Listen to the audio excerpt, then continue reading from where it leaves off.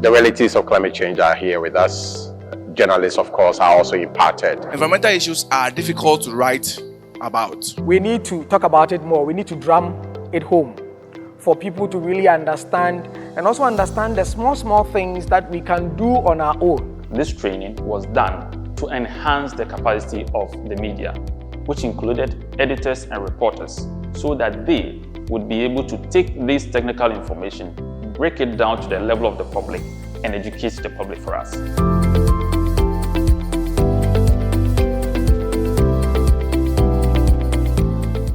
I facilitated a session on biodiversity and conservation, discussing the concepts of biodiversity, the diversity of organisms, the benefits around them, what threats biodiversity is facing, and how we can avoid and improve on the current circumstances. If you have different species of trees existing, it is better.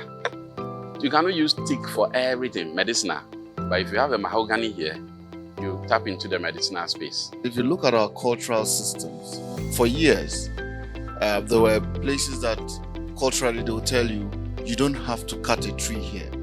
And people listen. On several occasions, I've seen schools cutting down trees. I go to EPA, and then when you go back, headmistress, they say, why you kushu? And that ends it.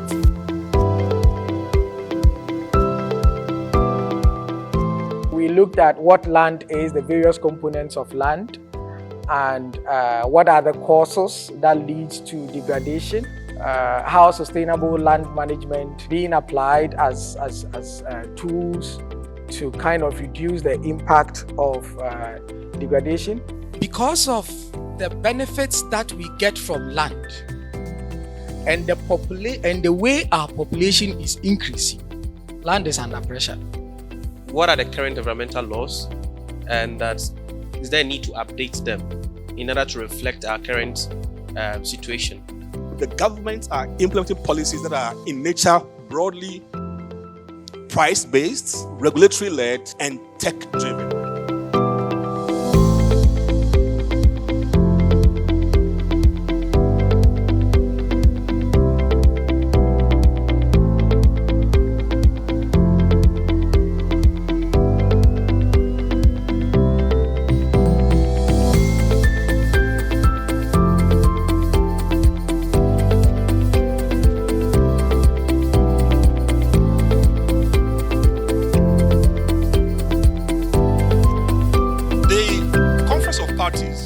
Is the biggest climate change meetings that is organized every year by the UN. When you go to a typical Conference of Parties meeting, you have about 3 or 4 main areas. The first one is the negotiations itself, where the countries and the parties meet and negotiate on the new agenda items and also the progress that have been made in the past.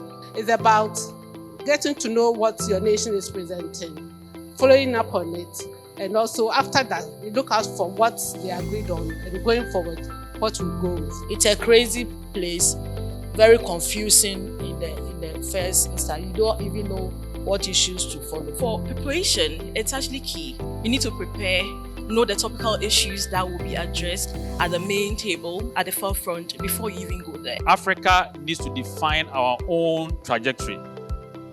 Whilst we take care of the environment, we need to also take care of our own development. Now we have discovered oil, and we think that all our problems will be solved. But how much of our own money is in there? Ghana can decide to say that, yes, we've discovered oil, we will invest, and then we will use our own oil in Ghana. Then in that case, you go at your own pace. But if you're expecting somebody to bring their money, invest in your processing, then they will also have to follow their own rules. So I think that is where the issues are. PolicyLINK, we always say that we are facilitators. We don't really do implementation. So we work with stakeholders to do the work that they are already doing, and we support them in whichever way we can.